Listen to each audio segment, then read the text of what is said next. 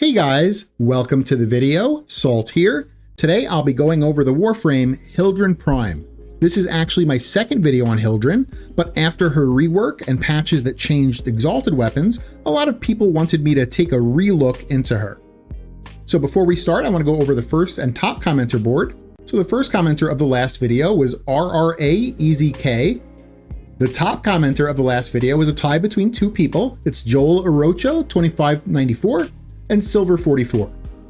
And we have our recent channel supporter board here of Nice Bear, Colonel Suro 6, and Alfofo. Thank you so much for your support.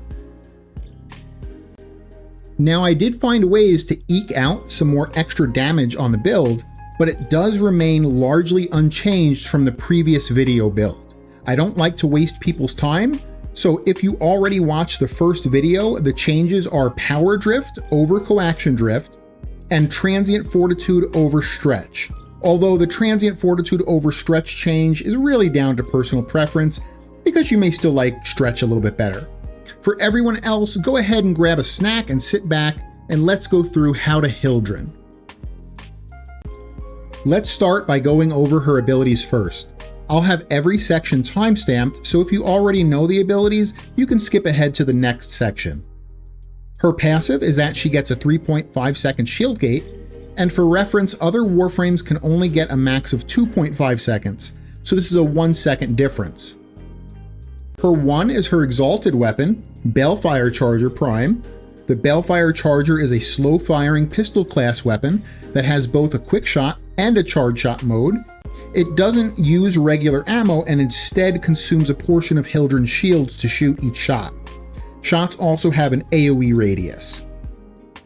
Hildryn's 2 is Pillage. She emits a pulse that spreads outwards in a 360-degree area. Enemies hit have their shields and armor reduced by an amount dependent on your ability strength.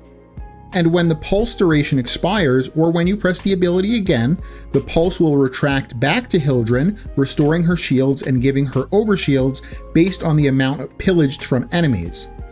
It's important to note here that because this is a pulse that moves outwards, it's actually better scaled with duration to increase the range rather than actual ability range. Ability range only affects the initial pulse radius. Additionally, Hildryn and allies touched by the pulse are cleansed of negative status effects. Hildryn's 3 is Haven. You create an aura that links to allies and enemies. Allies gain extra shield capacity, shield regen, and a 3.5 second shield gate, and enemies that are linked receive radiation damage per second and get staggered. Hildryn's 4 is Aegis Storm. Hildryn lifts off the ground and gains some flight capabilities. While in this form, she projects an aura that causes these energy geysers to spawn under enemies, doing radiation damage and suspending them in the air. These enemies will also drop an energy orb every 8 to 18 seconds. Hildryn's 1 Balefire Charger is the only weapon that can be used when you're in the 4. The subsume we'll be using for Hildryn will be Roar. Roar is from Rhino and is a multiplicative damage buff to weapons and ability damage. Alternatively, Nourish from Grendel is also okay to use. This provides free viral on your weapons, allowing you to go with stronger element builds on the weapons themselves. The choice between Roar and Nourish depends on the weapon you intend to use, as adding viral on a one-shot type weapon provides almost no benefit. This means Roar is generally better, but Nourish could technically beat it out on some very specific weapons. Another strong subsume, particularly for team play as a support, would be Gloom from Sevagoth. This is an aura that can slow enemies by 95%. Gloom is a great ability, but a lot of times is too expensive for Warframes to run in terms of energy. But since Hildryn doesn't use energy, this is very easy for her to run. Now, Gloom will mean that you will want to run at least one ranged mod like Stretch to get the most out of it. And the subsume can go over either the 1 or the 4. Now, unfortunately, her 1 and her 4, even after the rework, are still not good. Her 4 has some cool and useful things that it does, but none of them are needed or good enough to justify only being able to use the 1. I was really hoping with the rework we'd be able to use any weapon in the 4, but sadly it's not the case. You can still only use the Balefire Charger. Let's take a look at why the Balefire Charger falls so short. It really comes down to its base multipliers. The 5% critical chance means we need to run secondary Enervate in the Arcane slot, and even then you're not sitting at high average crits. The 1.5 times crit damage multiplier is piss poor, meaning that even though we're forced to go secondary Enervate, we don't even get rewarded for it with good crit damage like you do with other weapons like the Nucor. The low base crit damage also means that any modded crit damage gets less value. The base status chance is 10%, again way below average. So what does it have going for it? Well, it has an AoE radius on its shots, and it does have very good base damage, but as most of you already know, base damage and flat damage doesn't really mean anything without good multipliers to it. I'm not a huge meta-only player. I do like a lot of weapons that are sometimes only A tier instead of S tier, but when I can create a spreadsheet of weapons on my screen, put a ping pong ball in my butthole, turn around, bend over, and then shoot said ping pong ball out of my butt onto the screen, and whatever weapon it hits has a 90% chance of being better than the Balefire Charger, it doesn't bode well for it. My goal in these videos is not to roleplay as the Warframe I'm showing, it's to provide the best build for that frame, and currently the best build won't be using the 1 or the 4. So that leaves her 2 Pillage, which is a 360 degree armor and shield strip, and restores and gives overshields, and her 3, which is just generally helpful to your team. You mix that with her Subsume of Roar, or Nourish if you decided to go Nourish, and you have a strong gun frame. For a frame to be a viable gun frame, it needs to have at least 2 abilities or ability augments that boost weapon damage. For some examples of strong gun frames, you have things like Rhino with Roar and Nourish, or Rhino with Roar and Pillage if you decided to build him that way. Chroma actually gets 3 with Vex Armor, Pillage, and a free mod slot on the weapon because of the amount of flat damage Vex Armor gives. Nidus with Roar and Teeming Virulence, and now you have Hildryn here who sits nicely among these with Pillage and Roar, or Pillage and Nourish if you decided to go that. So her general playstyle will be to keep 100% uptime on Roar and her 3, and cast Pillage at least once every 10-ish seconds to keep stripping and restoring your shields, or more often if you need it. Alright, let's go over the mods. The setup here is a shield and adaptation survivability type, but I'll explain in the next section how to convert this to a shield gate instead if you're doing level cap runs. Primed Redirection for shields. Primed Vigor for shields and health. The little extra health does help to stop some toxic procs from completely ending you. Augur Accord for shields. Now I admit 3 shield mods is a bit overkill. It's what I like to run, but it's not super needed, so you could consider removing either the Primed Vigor or Augur Accord if you wanted to fit either Rolling Guard or her Augment Blazing Pillage here. Both of these aren't needed, but some people may like the utility of both of those. Next, Adaptation is important for damage reduction to our shields. Prime Continuity for duration. Blind Rage for strength. Transient Fortitude for strength. Umbral Vitality for strength. And in the aura slot, we have Corrosive Projection. This helps us reach the full strip amount we need. In the Exilus slot, we have Power Drift. And for our Arcanes, our first one is going to be Molt Augmented for ability strength.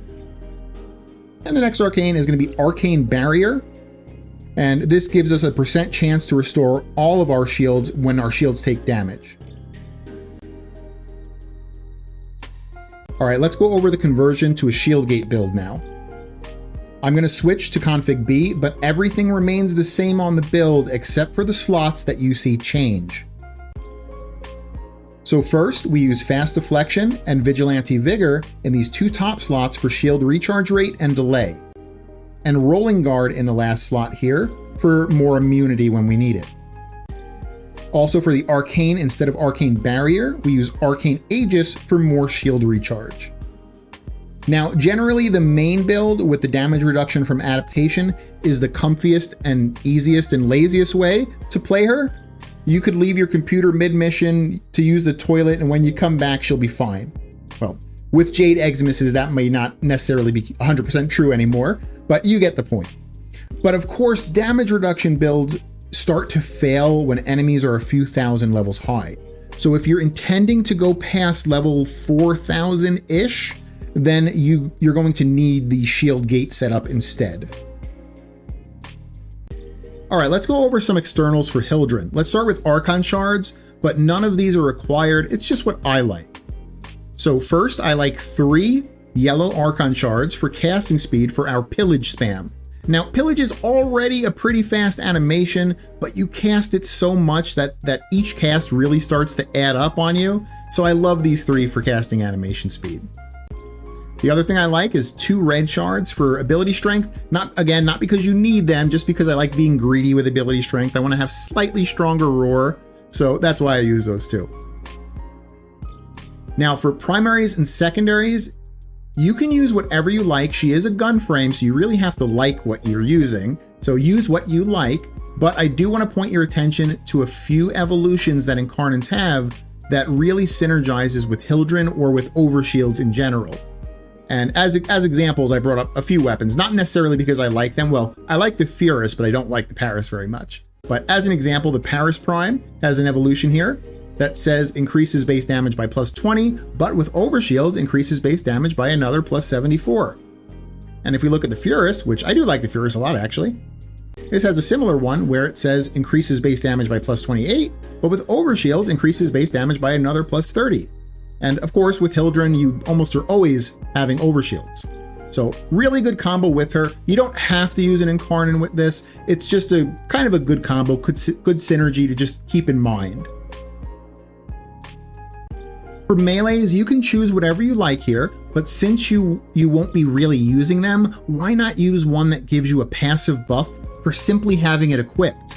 So the Furax Wraith here has an amalgam mod that gives plus 45% fire rate to your secondaries. Also, the Ripkas have an amalgam mod that gives plus 20% reload to shotguns, so if you decided to go with a shotgun, consider the Ripkas in your melee slot. The Praetos Incarnate has an evolution that gives passive parkour speed, and the Anku Bow and Okina Incarnates have an evolution that gives passive movement speed. For me, personally, since I like the Furus and Prisma Angstrom the most for Hildryn, which are secondaries, I'll be going for the Furax Wraith for that plus 45% fire rate on secondaries. The focus schools for Hildryn don't really matter too much, especially if you're just looking at the passives, since a lot of them don't work or don't synergize with her. She doesn't use energy, and she has a channeled ability, so the Zeneric passive doesn't really work. Armor doesn't affect shields, so Naira's passive doesn't work. None of her abilities, as far as I know, scale off of affinity range, so Vazarin's passive doesn't really work. And she's not usually built out for melee, so the Naramon passive doesn't really work. That leaves us with Matarai, whose passive is just a little tiny increase to damage, which is extremely small, and it's so small that I usually don't use this, but since this is the only passive that kind of does anything for her, I'll be picking Matarai here. But do consider, if you do like using the active abilities in any of these focus schools, you could use the other focus schools, especially if you're looking at the actives. And for the pet, it will depend on the weapon. So if the weapon you're using has multiplicative Guncio, then use the Mechanical Hound, which is the best ranged primer. If your weapon does not have multiplicative Guncio, then use a Panzervault Bophyla for more consistent viral priming. Or what I like is the wildcard option of a MOA. So let me go into the upgrade screen here. So the MOA is a mechanical, so it can use Guardian, which is really, really good for Hildryn. But it's also a companion, so it could use Reinforced Bond to increase fire rate. And unlike the Hound that can't use Tenacious Bond because his crit is too low, we can also get the 1.2 crit damage on weapons by using Tenacious Bond. This is how you build out the Warframe Hildryn Prime. I hope you guys liked it, and if you did, consider leaving a like and subscribing for future content. I'll have about a 5-minute gameplay portion showcasing the general playstyle of Hildryn. But before we go, I want to say thanks again for watching, and I hope you guys have an amazing day. All right, bye. All right, we're going to start this gameplay portion up. We're in Lewis Circulus. Get this started.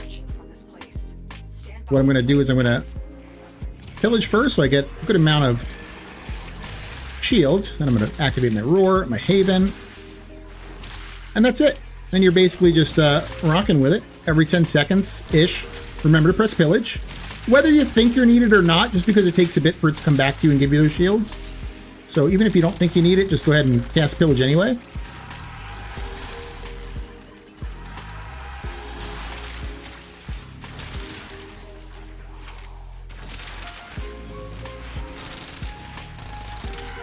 I sometimes like using the Prisma Angstrom too. The Prisma Angstrom and the Furus are like my favorite weapons for Hildryn, because the Prisma Angstrom also has the evolution that does that thing with overshields, where you get a little bit more value out of it.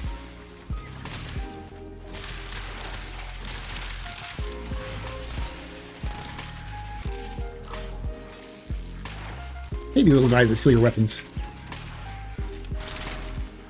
Now I'm rocking Reinforced Bond and the Furex Wraith, which might be a little bit overkill on fire rate. So I am like dumping this Furus, honestly.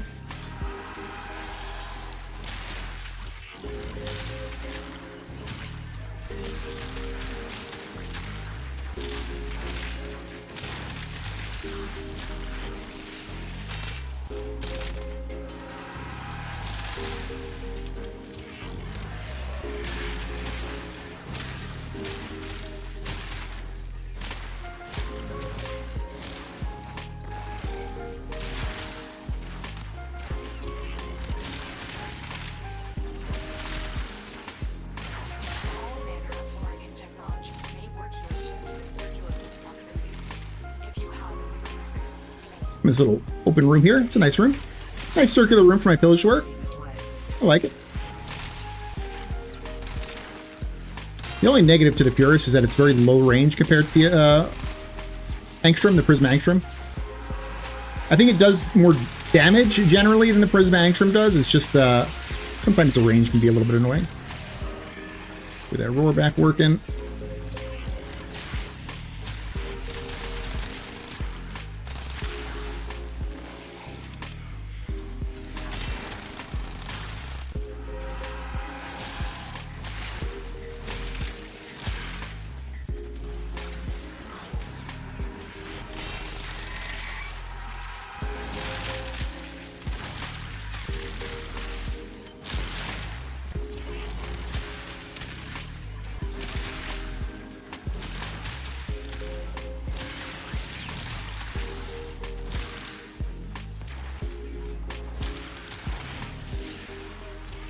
I think if I knew I was rocking the Furus, I might take the Furex Wraith off, just because it might be too much fire rate at that point.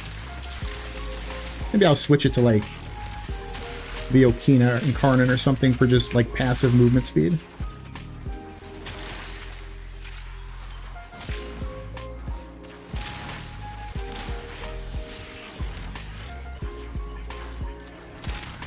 But you could use any weapon you want. Maybe you don't like the Furus.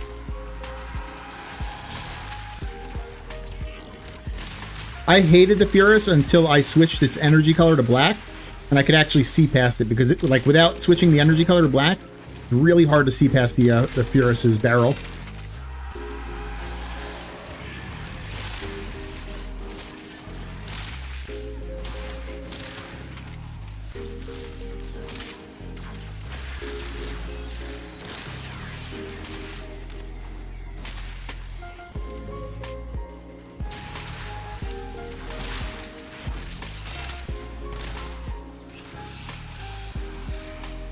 So, you know, every gun frame is going to have like their little quirks and what they can do a little bit differently than another gun frame.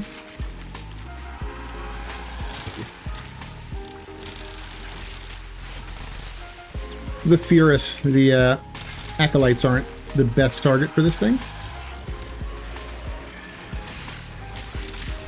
This Torment's annoying.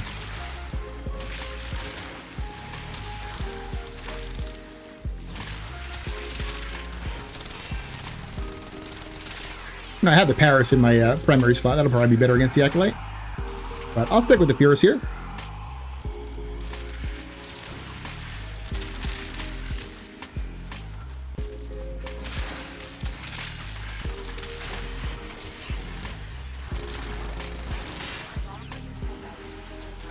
We got Thraxus, he's gone.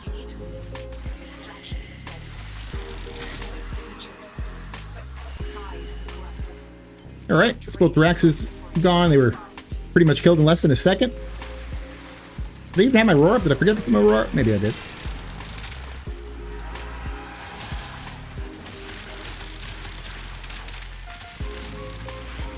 Let's get this Acolyte dealt with the Furus here. There we go. All right, and that's it. That's pretty much it for Hildryn. Maintain the 2 buffs. One is a channeled ability, so you don't really even have to maintain it. It just kind of keeps going. And then maintain Roar, which is the 1. And once in a while, press the 2, which is Pillage. I'll just sit here for a little bit too, and you can kind of see how the damage reduction works, you know, and why you can kind of leave your computer and go use the bathroom if you want. Jade Eximus has made this a little bit less viable because they actually like put a thing that like does damage to you, but you know, I could just sit here. These are all Steel Path 180 something enemies. So, all right, I think I'll end it here. I'll see you guys on the next video. All right, bye.